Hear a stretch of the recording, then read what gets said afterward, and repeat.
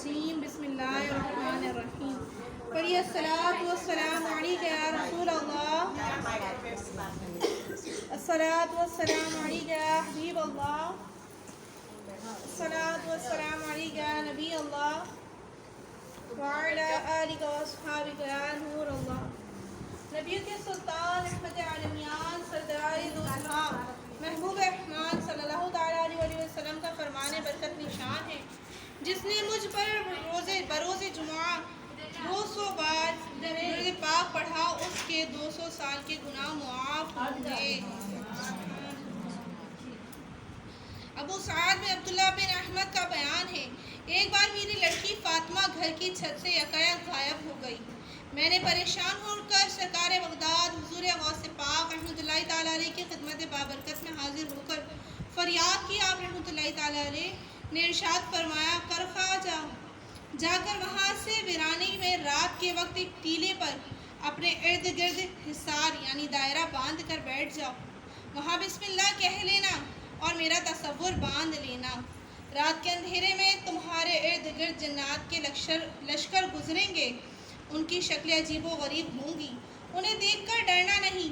سحری کے وقت جنات کا بادشاہ تمہارے پاس حاضر ہوگا اور تم سے تمہاری حاجت دریافت کرے گا۔ اس سے کہنا، مجھے شیخ عبد القادر جیلانی نے بغداد سے بھیجا ہے، تم میری لڑکی کو تلاش کرو۔ چنانچہ کرخ کے ویران میں جا کر میں نے حضور غوث اعظم رحمۃ اللہ تعالیٰ علیہ کے بتائے ہوئے طریقے پر عمل کیا۔ رات کے سناٹے میں خوفناک جنات میرے حصار سے باہر گزرتے رہے۔ جنات کی شکلیں اس قدر ہیبت ناک تھیں کہ مجھ سے دیکھی نہ جاتی تھیں۔ سحری کے وقت جب جنات کا بادشاہ گھوڑے پر سوار آیا، اس کے ارد گرد بھی جنات کا ہجوم تھا۔ حصار کے باہر ہی سے اس نے میری حاجت دریافت کی۔ میں نے بتایا کہ مجھے حضور غوث اعظم رحمۃ اللہ تعالیٰ علیہ نے تمہارے پاس بھیجا ہے۔ اتنا سننا تھا کہ ایک دم وہ گھوڑے سے اتر آیا اور زمین پر بیٹھ گیا۔ دوسرے سارے جن بھی دائرے کے باہر بیٹھ گئے۔ میں نے اپنی لڑکی کی گمشدگی کا واقعہ سنایا۔ اس نے تمام جنات میں اعلان کیا کہ لڑکی کو کون لے گیا ہے۔ چند ہی لمحوں میں جنات نے ایک چینی جن کو پکڑ کر بطور مجرم حاضر کر دیا۔ جنات کے بادشاہ نے اس سے پوچھا، قطب وقت حضرت حضور غوث پاک رحمۃ اللہ تعالیٰ علیہ کے شہر سے تم نے لڑکی کیوں اٹھائی؟ وہ کانپتے ہوئے بولا، علی جا، میں دیکھتے ہی اس پر عاشق ہو گیا تھا۔ بادشاہ نے اس چینی جن کی گردن اڑانے کا حکم صادر کیا اور میری پیاری بیٹی میرے سپرد کر دی۔ میں نے جنات کے بادشاہ کا شکریہ ادا کرتے ہوئے کہا، ماشاء اللہ عز و جل، آپ سیدنا غوث اعظم رحمۃ اللہ تعالیٰ علیہ کے بے حد چاہنے والے ہیں۔ اس پر وہ بولا، بے شک جب حضور غوث اعظم رحمۃ اللہ تعالیٰ علیہ ہماری طرف نظر فرماتے ہیں تو جنات تھر تھر کانپنے لگتے ہیں۔ جب اللہ تبارک و تعالیٰ کسی قطب وقتی کا تعین فرماتا ہے تو جن و انس اس کے تابع کر دیے جاتے ہیں۔ تھر تھراتے ہیں سبھی جنات تیرے نام سے، ہے تیرا وہ دبدبا یا غوث اعظم دستگیر۔ سگے مدینہ عافیہ انہا کے آبائی گاؤں کتیانہ گجرات الہند کا ایک واقعہ کسی نے سنایا تھا کہ وہاں ایک غوث پاک کا دیوانہ رہا کرتا تھا جو کہ 11ویں شریف نہایتی اہتمام سے مناتا تھا۔ ایک خاص بات اس میں یہ بھی تھی کہ وہ سیدوں کی بے حد تعظیم کرتا۔ ننھے منھے سید زادوں پر شفقت کا یہ حال تھا کہ انہیں اٹھائے پھرتا اور انہیں شیرنی وغیرہ خرید کے پیش کرتا۔ اس دیوانے کا انتقال ہو گیا۔ میت پر چادر ڈلی ہوئی تھی، سوگوار جمع تھے کہ اچانک چادر ہٹا کر وہ غوث پاک کا دیوانہ اٹھ بیٹھا۔ لوگ گھبرا کے بھاگ کھڑے ہوئے۔ اس نے پکار کر کہا، ڈرو مت، سنو تو صحیح۔ لوگ جب قریب آئے تو کہنے لگا، دراصل بات یہ ہے کہ ابھی میرے 11ویں والے آقا، پیروں کے پیر دستگیر روشن ضمیر قطب ربانی محبوب سبحانی غوث سمدانی قندیل نورانی شہباز لامکانی پیران پیر میرا میر الشیخ عبد محمد قادر جیلانی قدس سر النورانی تشریف لائے تھے۔ انہوں نے مجھے ٹھوکر لگائی اور فرمایا، ہمارا مرید ہو کر بغیر توبہ کیے مر گیا، اٹھ اور توبہ کر لے۔ الحمدللہ عز و جل، مجھ میں روح لوٹ آئی ہے تاکہ میں توبہ کر لوں۔ اتنے کہنے کے بعد دیوانے نے اپنے تمام گناہوں سے توبہ کی اور کلمہ پاک کا ورد کرنے لگا۔ پھر اچانک اس کا سر ایک طرف ڈھلک گیا اور اس کا انتقال ہو گیا۔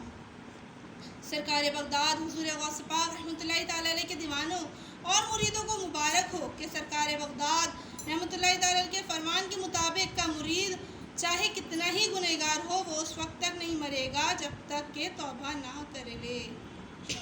صلو علی الحبیب صلی اللہ علیہ وسلم۔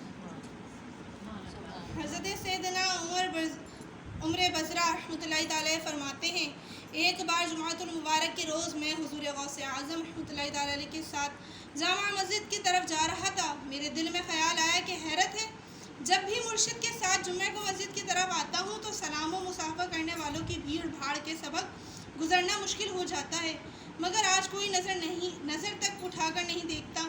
میرے دل میں اس خیال کا آنا ہی تھا کہ حضور غوث اعظم رحمۃ اللہ تعالیٰ علیہ میری طرف دیکھ کر مسکرائے، اور بس پھر کیا تھا، لوگ لپک کر مصافحہ کرنے کے لیے آنے لگے، یہاں تک کہ میرے اور مرشد کریم علیہ رحمۃ اللہ الرحیم کے درمیان ایک ہجوم حامل ہو گیا۔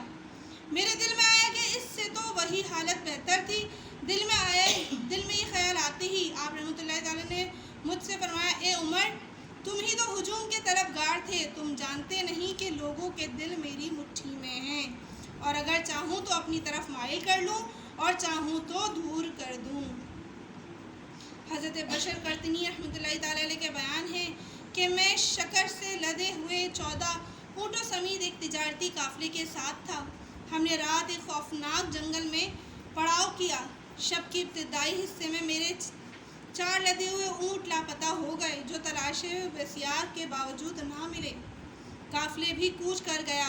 شتربان یعنی اونٹ ہانکنے والا میرے ساتھ رک گیا۔ صبح کے وقت مجھے اچانک یاد آیا کہ میرے پیر و مرشد سرکار بغداد حضور غوث پاک رحمۃ اللہ تعالیٰ نے مجھ سے فرمایا تھا، جب بھی تو کسی مصیبت میں مبتلا ہو جائے تو مجھے پکار، انشاءاللہ عز و جل وہ مصیبت جاتی رہے گی۔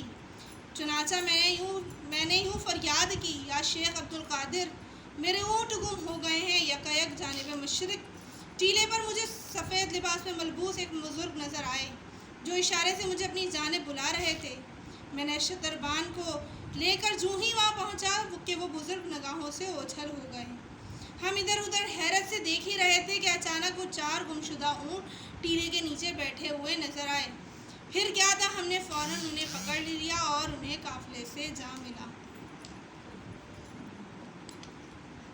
میٹھی میٹھی اسلامی بہنوں، ہو حکایت کے زمن میں کسی کے ذہن میں یہ وسوسہ آئے کہ اللہ عز و جل کے سوا کسی سے مدد مانگنی ہی نہیں چاہیے، کیونکہ جب اللہ عز و جل مدد کرنے پر قادر ہے تو پھر غوث اعظم یا کسی اور بزرگ سے مدد مانگے ہی کیوں؟ جواباً عرض ہے کہ یہ شیطان کا خطرناک ترین وار ہے، اور اس طرح وہ نہ جانے کتنے لوگوں کو گمراہ کر دیتا ہے۔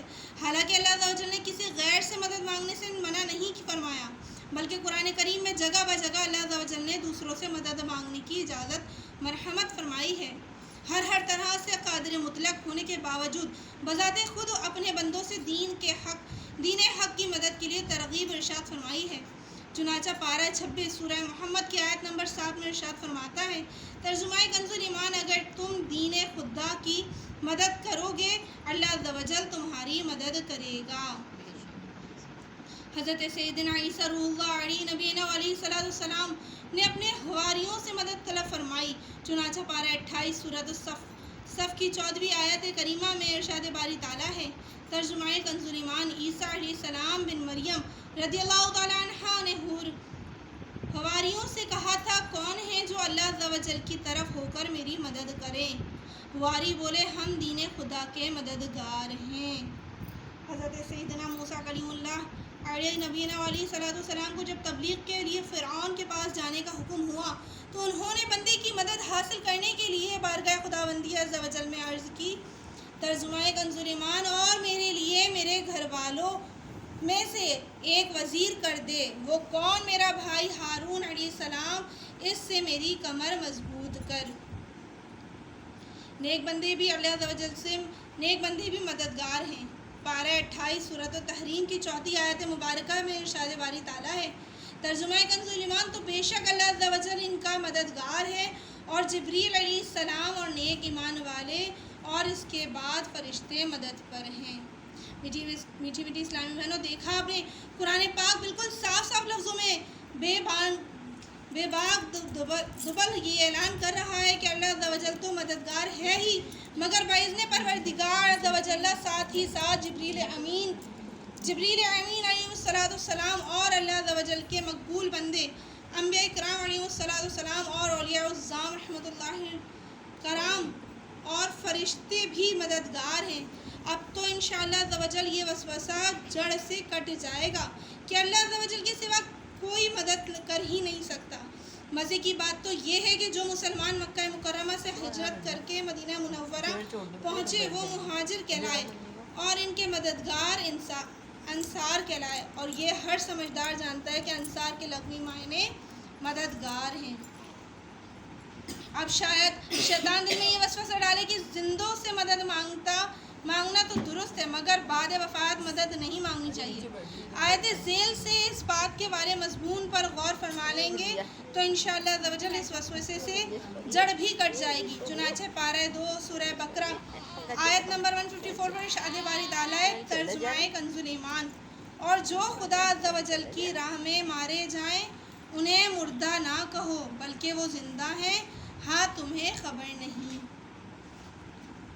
جب شہداء کی زندگی کا یہ حال ہے تو انبیاء علیہ السلام جو کہ شہیدوں سے مرتبہ و شان میں بالا اتفاق اعلیٰ اور برتر ہیں، ان کے حیات یعنی زندہ ہونے میں کیوں کر شبہ کیا جا سکتا ہے؟ حضرت سیدنا امام بہقی علیہ رحمۃ اللہ القوی نے حیات